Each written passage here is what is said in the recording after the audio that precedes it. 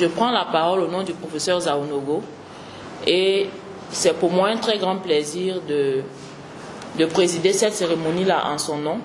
Cette cérémonie qui marque donc l'ouverture de l'atelier de restitution des travaux, des résultats de travaux de recherche portant sur la vulnérabilité des femmes burkinabées dans le secteur agricole face au changement climatique. Mesdames et messieurs, les chercheurs, les praticiens, les décideurs, la tâche qui vous incombe, donc vous qui êtes là ce matin pour nous écouter, c'est une tâche qui est aussi noble qu'exigeante. Parce que quand on organise un atelier de dissémination des résultats de travaux de recherche empirique, on essaie de mettre à votre disposition des recommandations, des orientations de politique économique. Et ici, c'est le réseau PEP, le partenariat en politique économique et l'Université Thomas Sankara à travers notre équipe de recherche nous avons fait venir et nous entendons bien établir des échanges très approfondis avec vous sur les résultats que nous avons obtenus de façon plus large sur cette relation-là qui peut exister entre le genre et le changement climatique dans le secteur agricole au Burkina Faso. Disons que l'agriculture est un secteur économique qui est essentiel pour notre pays, et car elle contribue à la croissance économique, elle contribue à la création d'emplois et aussi elle est la principale source d'alimentation de la population. Et on note que cette agriculture est fragile et est soumise aux aléas pluviométriques. Et on note également que les inégalités du genre dans ce secteur sont importantes et cela contribue davantage à renforcer la vulnérabilité des femmes dans ce secteur. Donc nous avons mené cette étude. L'objectif d'abord, c'est d'évaluer les effets négatifs du changement climatique sur les femmes agricultrices et dans un second temps d'essayer de voir quelles sont les options de politique qui permettront d'atténuer les effets des chocs climatiques sur les femmes agricultrices. Pourquoi une telle thématique? C'est tout simplement lié au problème de variabilité climatique que nous vivons. Et ces problèmes de variabilité climatique-là, s'il y a un secteur qui en pâtit vraiment, c'est le secteur agricole. Et une fois que le secteur agricole est impacté, les personnes qui travaillent dans ce secteur-là et qui dépendent de ce secteur-là également vivent ces impacts négatifs-là. Donc c'est un risque qui est particulièrement élevé pour les acteurs du secteur agricole, mais plus particulièrement pour les femmes, donc les agricultrices, parce qu'elles sont les plus vulnérables en raison des différences déjà marquées entre les sexes, en raison des différentes disparités que connaissent donc les disparités en matière de genre, surtout dans les zones rurales du pays. Donc, à l'issue de cette recherche, il est ressorti que les femmes que le changement climatique accentue davantage la vulnérabilité des femmes dans le secteur agricole, notamment à travers la baisse de leur production, la baisse de leurs revenus et aussi ça accroît les charges domestiques que ces femmes ont. Et en termes de politique d'adaptation, il ressort que les politiques de maîtrise de l'eau et aussi d'utilisation des semences améliorées permettent d'atténuer ces chocs négatifs-là face au changement climatique. Également, il ressort que lorsque on accroît les terres disponibles avec une maîtrise de l'eau, lorsqu'on donne plus de terres aux femmes, ça contribue à atténuer davantage l'effet négatif des chocs climatiques sur la vulnérabilité des femmes. Si on combine la maîtrise, l'accroissement des terres avec une maîtrise de l'eau, et également on encourage les femmes à l'utilisation des semences améliorées qui sont adaptées aux effets, au changement climatique, cela contribuerait à réduire davantage la vulnérabilité de ces femmes-là dans le secteur agricole. Les résultats montrent que lorsqu'il n'y a pas de mesures de politique économique, la vulnérabilité alimentaire s'accentue et les productions baissent beaucoup plus chez les femmes.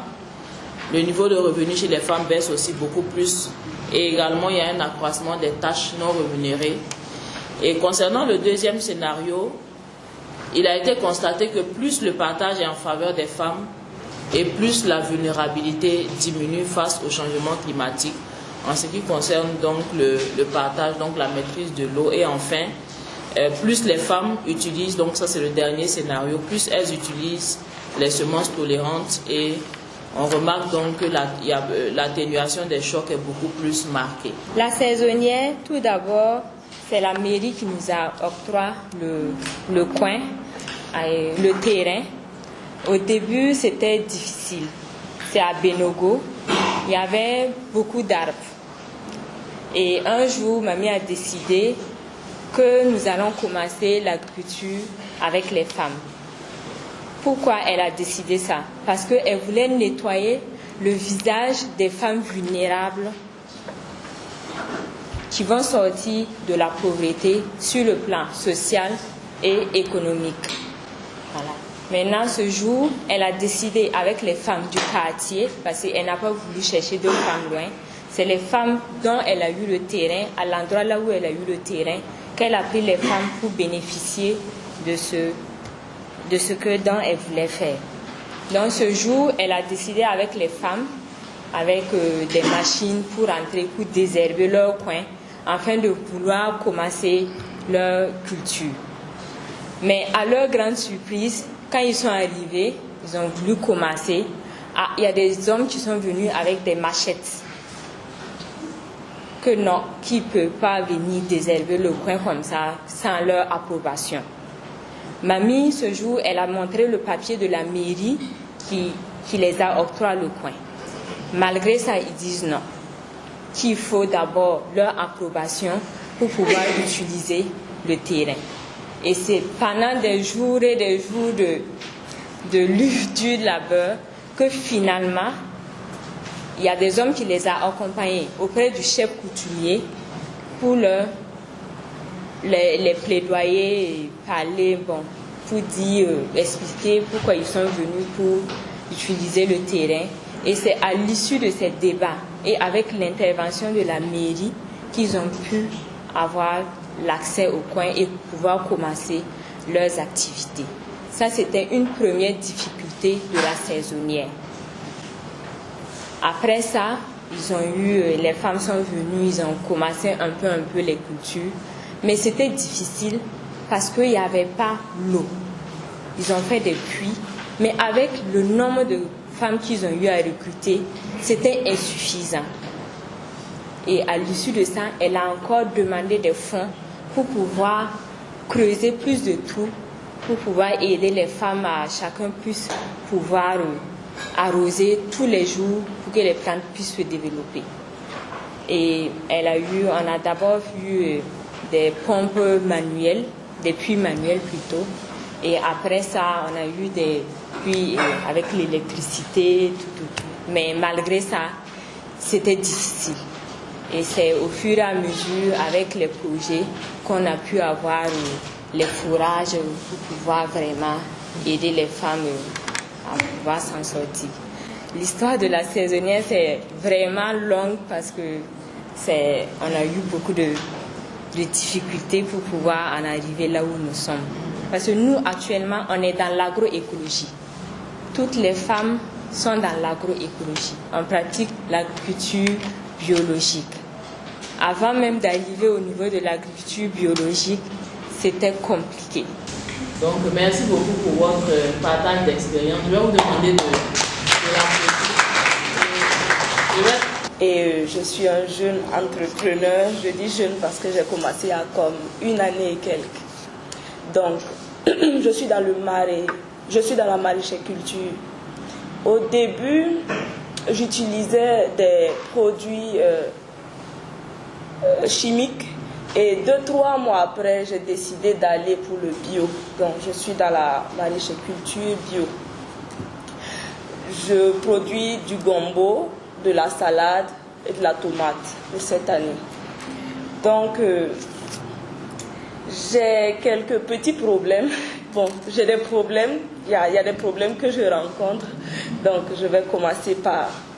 En saison sèche, Le premier problème que j'ai rencontré, c'est le problème d'approvisionnement en eau.